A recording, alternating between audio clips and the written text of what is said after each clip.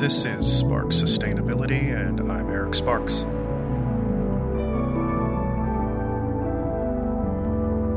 Solar energy is one of the most abundant forms of energy available to us. It drives almost all of the natural world. It's emissions-free, and it's available to the vast majority of places we live a large portion of the day. So, why aren't we using it more? Why aren't we utilizing this free energy that is so readily available to us? Why is the U.S., in particular, so slow in transitioning? To me, a big reason is simply how we're doing it. Currently, there are basically two options for solar power generation. Big solar farms where a large company spends millions or billions of dollars to buy or lease hundreds of acres of land, construct a solar farm, and build a power transmission infrastructure to get the electricity to the nearest substation and then on to a city. The other option is a home or business owner taking it upon themselves to make a large investment to install solar panels on their roof to provide for their own power needs, plus maybe a battery storage system for nighttime, an investment which won't reach a break-even point for an average of 8.7 years. There are a few other options, such as community co-op arrays and such, but those are rare in comparison, and for the most part, large solar farms and home residential solar are the two main methods. First, let's look at the utility solar farm option. In order to build a solar farm, you have to find a large parcel of land to buy or lease. I've seen estimates from 5 to 10 acres for 1 megawatt of capacity. That means for a large 100 megawatt solar farm, you would need 500 to 1,000 acres of land. In recent years, there have been lots of articles about new large solar farm installations and the difficulties they can face in getting approvals and opposition they can face from area residents and governments who are opposed to them. The company has to find the land, fight through objections of local residents and governments who may be opposed to it, and if they aren't stopped, build the solar farm to generate electricity, construct large transmission networks to transmit the power to the nearest substation, which is then sent on to a city where it's actually needed. It's expensive, sometimes unpopular, and because the single power generation facility and transmission lines can be single points of failure, a lone storm, tornado, earthquake, or accident could disable the whole system and leave large numbers of homes and businesses without power. For example, in March 2024, a large hailstorm in Damon, Texas, took out thousands of solar panels of a large solar farm. Another concern is the amount of land they take up. For the facilities built in dry regions like the southwest U.S., this is normally less of a concern, as there's lots of open desert land that isn't suitable for agriculture or most other uses, without a prohibitive amount of irrigation anyway. However, when renewable energy is needed in a region that is highly productive for agriculture, then chances are a solar farm will need to be built on land that would otherwise have been used for agriculture. And if it happens to be in one of the most agriculturally productive areas in the country, then in order to build a solar farm there, you have to take up some of the most agriculturally productive land to build it on, and stop using that land for agriculture. Also, the most agriculturally productive regions are so productive because they get sufficient rainfall, which means the skies are often cloudy and overcast, which will require the solar farm to be built even larger to generate the required power. In addition, large-scale construction projects, such as installing a solar farm, always have the possibility of doing damage to the land it is built on and to the surrounding lands in the area. If plant cover is removed and not sufficiently managed and replaced, it can lead to erosion and dust blowing to neighboring areas or farms. Now, I'm certainly not against large solar farms, and in general, I'm in favor of them, but there can be issues with them. Now, let's look at rooftop solar arrays. Residential roofs are relatively good places for solar panels, already having sloped surfaces, a portion of which likely faces a good direction, and often free of obstructions. Additionally, their location tends to be ideal because they are already located in the area that needs the energy, a city. The larger the city, the more power it needs, and the more available roofs it has. The big problem with residential solar, however, is that it is currently extremely expensive, averaging between $15,000 and $30,000, and even far more once you factor in the battery storage. For homeowners who aren't sure how long they are going to live in their houses, making a 10 or 20-year investment in a solar power system is very risky. There are lease programs, but they are generally pretty convoluted, with people often misunderstanding or being misled about the terms they are signing up for. There is net metering to recoup some of the money by selling excess electricity back to the grid, but as in California, you have to worry about whether net metering will be taken away or drastically reduced at some point in the future. Additionally, if a homeowner wants to sell and move, will they have to convince a prospective buyer to take on that lease or the loans for the solar system? The current setup for rooftop solar keeps many people, maybe most people, from getting solar for their home unless they just have the money to afford it outright. Another major issue with residential solar that most people don't think about is that as more and more homes get solar installations, they pay significantly less to the utility company for their electricity, which only makes sense. That's why they did it. The problem comes from the fact that the electric utility company still needs to maintain their electricity generation and transmission facilities, and so their fixed costs don't really go down even though their income does. If there is extremely cloudy weather for days or weeks, or far less sunlight throughout the winter, the utility company still needs the capacity to be able to generate enough electricity to cover everyone, even those who do have solar panels but aren't currently generating enough electricity. The result is that the utility company has to charge more for electricity to maintain that capacity, as fewer users have to support those same fixed costs. All of the power plants and the entire transmission network must be maintained, as it is still needed by almost everyone, whether they always rely on it, or only occasionally need power, or just want to sell energy back to the grid. The more people who get rooftop solar, the more electricity demand and income for the utility company falls, which drives the price of electricity from the grid up because of all the facilities and infrastructure still need to be maintained, which convinces more homeowners to move to solar, which drives down the demand and income, and so on. Once again, I am definitely not against rooftop solar. Moving to solar is a good thing for the environment and a positive step, but on one hand, it's so expensive that it's just too risky for most people. And on the other hand, when it is done, it is unintentionally sabotaging the stability of the electrical grid that we all rely on and will continue to rely on. So we have two main avenues for solar energy, both of which have issues. It seems that the energy companies are the ones who have the financial resources to install solar arrays and have the bulk buying power to do so cost-effectively. And yet residential homes are what have large, sloped, flat areas perfect for installing solar panels and are already located in or near cities. At first glance, it can seem like a catch-22. But I kept thinking about it and wondering if there were some better way to go about this. And the question that came to my mind was, could rooftop solar on residential homes be done by energy utility companies instead of by individual homeowners? Is that possible? Is it crazy? How could it even work? Why would the utility company want to do it? And why would a homeowner want or allow it? So, the utility company would install solar panels on sun-facing sides of the roofs of residential homes.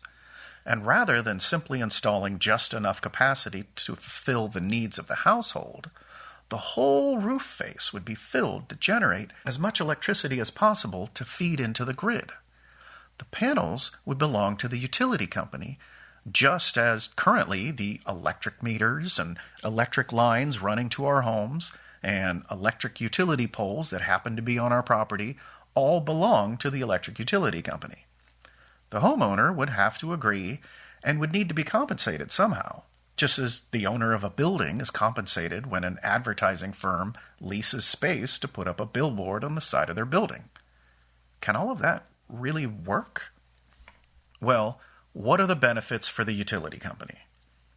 All of the potential households for them are already customers. So the houses are already connected to the grid. So hopefully few major modifications would need to be made for connection.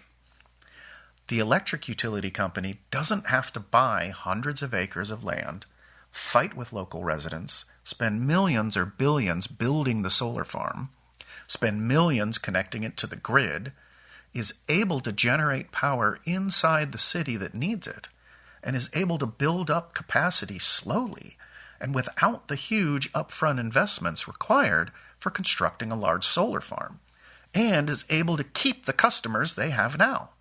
And so, what are the benefits for homeowners? The homeowner gets to utilize clean, renewable energy, and yet doesn't have to invest $15,000 to $30,000 or more on a solar power and battery system.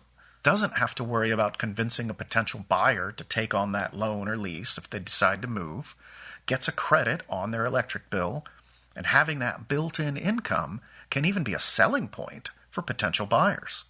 Seems like a pretty straightforward idea, but could it work? To examine this idea, let's look at an example city. Columbus, Ohio is the closest big city to me, so let's go with that one. Natural gas is currently the largest source of electricity generation in Ohio with almost 59%, with coal second at around 37%, nuclear third at 12%, and wind and solar together only making up 3.44%, and with hydroelectric being even further down the list. As far as renewable power generation goes, we have a lot of opportunities for improvement in Ohio. In Columbus and its surrounding suburbs, there are around 550,370 housing units. Here, I'm going to have to make some very rough guesses on how much of the total roof space might be able to be used. I will guess that 1, half of the roofs are suitable for installing solar panels. 2, half of homeowners would be open to allowing the utility company to put panels on their roofs. And 3, roughly 1/3 of the roof space would be facing the correct direction for solar. A half times a third leaves only 8.5% of the total residential roof space. And yet, that still comes to more than 1,780 acres of space for solar panels. That could be enough for maybe around 300 megawatts of solar power generation. And that's with only 8.5% of residential roof space, and without including any industrial or commercial buildings or other large structures at all. Also, because the power generation would be so spread out around the city and throughout the grid, any natural disaster such as tornado, storm, or even earthquake would not destroy, nor likely even seriously damage, the total electricity generating capacity of the city.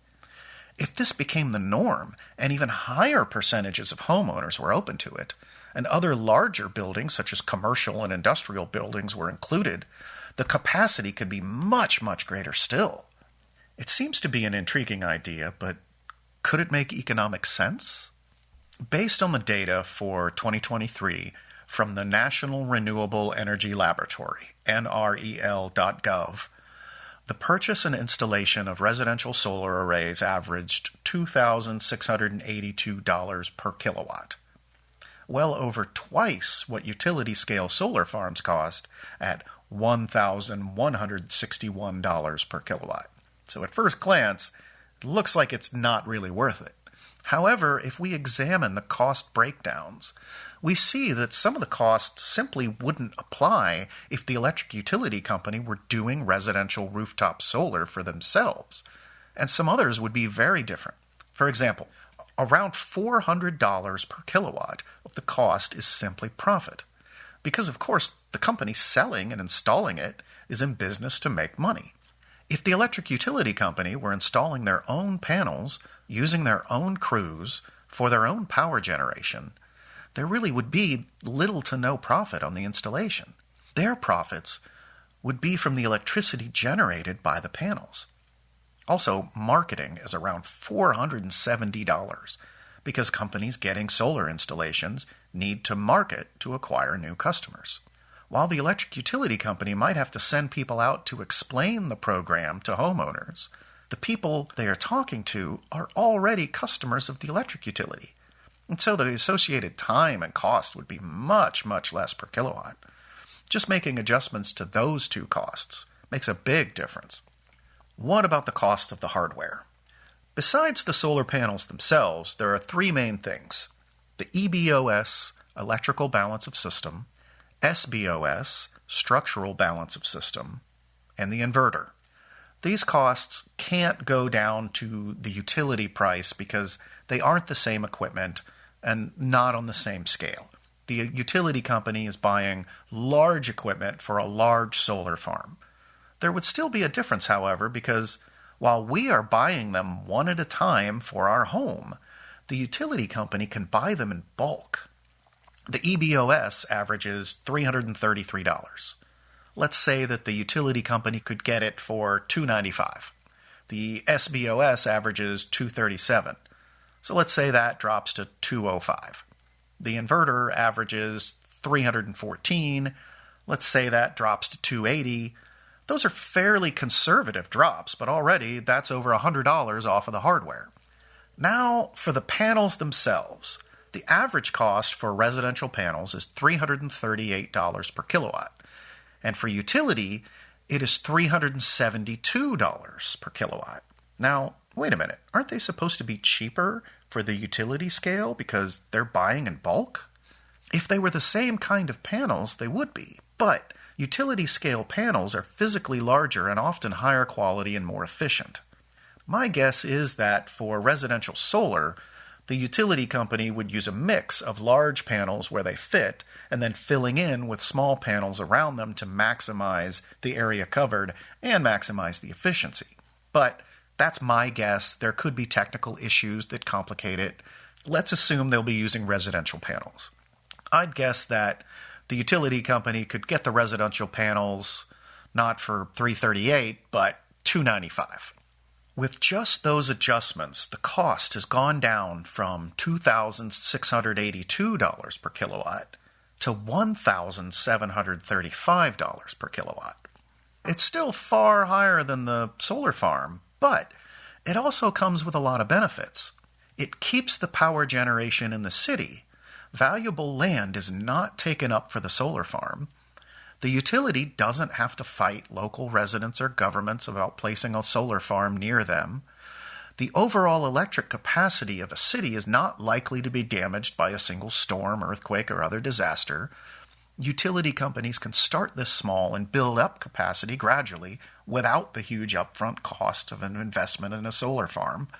Homeowners don't have to spend 10 or 20 years paying for solar and battery systems, nor convince a prospective buyer to take on their loans. And the homeowners who have utility company solar panels on their home aren't likely to get their own solar array, and so they'll stay customers of the electric utility. Of course, the biggest benefit overall is that more electricity is being generated by renewable sources, which means less burning of fossil fuels, so less greenhouse gas emissions and less pollution. One final cost adjustment that might eventually come into play is that these prices are for quantities at current prices. If this model were to grow, and this were done in large cities all over the country, then economies of scale would kick in, and the manufacturing processes would become much more streamlined, and so prices for all of the components would drop. If every major city around the world were doing this, how far could the overall prices drop? A quarter? A third? Half? The last thing we need to look at for this idea is the compensation for the homeowner. Of course, this won't likely cover their electric bill, as they aren't the ones paying for the equipment. My thought was that maybe the electric utility could give them a $5 credit for every kilowatt installed on the homeowner's roof. So if a home had 10 kilowatts of solar panels installed on it, they would get a $50 credit on their bill every month. 5 kilowatts on the roof? then it would be $25. It isn't a huge amount, but the homeowner doesn't pay anything for it, nor do they even have to do anything. I would definitely let a utility company install solar panels on my roof for $600 a year, or even $300 a year. Okay, so that's the idea for rooftop solar done by utilities. If this model and large solar farms and wind farms together started to make a significant impact on the energy consumption of a city like Columbus, then maybe a point could be reached where, in the summertime, the fossil fuel burning electricity generation plants will only be run at night, because the city's needs will be largely met during the day by those renewable sources. But what about at night? Are we still going to need to run our fossil fuel burning power plants to have power at night? If we are eventually producing more energy during the day through solar and wind than we need, how can we store it so we could use it at night? There are large arrays of batteries which are hugely expensive and have a limited lifespan. Pumped hydro storage, which only works for places with large elevation changes near them. Gravity batteries, which sound good but don't really seem to hold enough energy capacity to be viable. There just don't seem to be many good options. I thought about this for quite a while, and eventually I came to a surprising conclusion. We should keep our natural gas power plants. What? Did I suddenly lose my mind? Well, maybe, but we have all these existing power plants that mostly burn natural gas to heat water into steam, to spin turbines, to generate electricity, but that generates greenhouse gas emissions. Do we eventually want to retire them? I had always assumed that the goal should be to retire those plants and find some completely different method of energy storage. But now, my thought is no, we shouldn't retire them. We should transform them. Here's the idea. When renewable energy generation eventually reaches that point of generating more electricity than is needed, the grid should send that excess electricity back to the power plant. Why? Because at the plant there are already large tanks for storing gas and large generators for burning a gas fuel to produce electricity. We take that excess electricity, we use it for electrolysis, which is using electricity to split water into hydrogen and oxygen. Water is relatively cheap, and electrolysis is anywhere from 70 to 98% efficient. And the hydrogen, and maybe the oxygen, can be pumped into tanks and stored. At night, or when it's cloudy, or any time demand is higher than what's being generated, the electrolysis stops, and the generators start up, begin burning that hydrogen to run their turbines, which create electricity to send back into the grid. That would give us a storage capacity and a generating capacity using mainly the plants and infrastructure that we already have. We could still keep a store of natural gas, but the only time we would need to use it is when we're out of hydrogen. Changes would need to be made to put in the electrolysis equipment, and plenty of changes to the tanks and other equipment to ensure they can work with both hydrogen and natural gas. But essentially, the infrastructure can stay the same. And if you're worried about whether burning hydrogen is harmful to the environment, burning hydrogen just combines the hydrogen with oxygen again, and the only outputs are heat and water. We could even put the heat to other uses if we wanted to raise the overall efficiency a bit. Now, some of you are questioning this, and no, burning hydrogen is definitely not the most efficient way to use it. Fuel cells can get far higher efficiencies, but we don't have the infrastructure built up for fuel cells right now. We might get there eventually, someday, but adapting and utilizing the infrastructure we already have now will allow us to make a transition to renewable energy far sooner and far easier. Plus, while we are trying to transition towards renewable energy, having that capacity to use either fuel will allow us to slowly transition over to renewables while still keeping the capacity to generate electricity we need regardless of what the weather does. And yes, there are lots and lots of things that would need to be figured out to make these ideas work, but it seems like it could be worth a closer look. It would be fairly easy and relatively inexpensive for an electric utility company to start the rooftop solar plan on a small scale, give it a try, work out the kinks before expanding. Also, there would likely be years before renewable power generation is higher than demand, so the changes to the tanks and generators and equipment at the power plants could be done slowly. So that's my idea on how to make a transition to solar actually workable in a reasonable amount of time, and how it can make a difference for a lot more people and for the environment than it does now.